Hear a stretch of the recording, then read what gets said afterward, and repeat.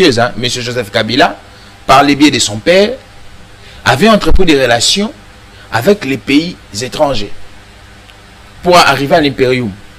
Il arrive à l'impérium, il a l'impérium, il va rompre ses alliances.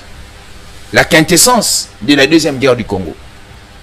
Il rompt les alliances et il y a eu des pays avec qui ils ont conclu. Ces pays-là, Rwanda, Ouganda, Burundi, étaient sous-traités par d'autres pays internationaux, des blocs capitalistes.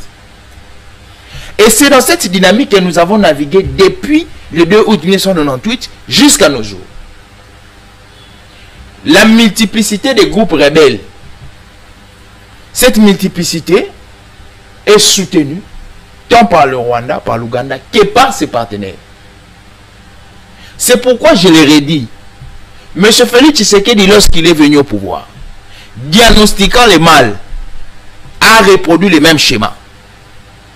Nous avons la facilité aujourd'hui, même dans les grands forums internationaux, qu'on parle de la question sécuritaire de la RDC. Ça, c'est un travail de Félix Tshisekedi.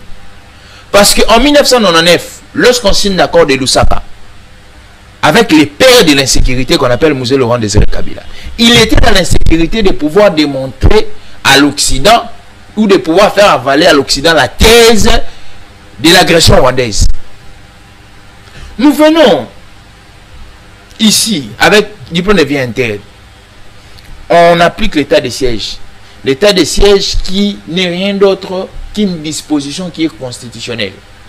Alors, dans la dynamique juridique, toutes les dispositions qui relèvent de la Constitution sont impératives. Donc, au cas où, comme étant aussi une alternative militaire, au cas où il y a problème, on doit les mettre en applicabilité. Mais lorsqu'on met l'état de siège en applicabilité, c'est quoi l'esprit de nos agresseurs?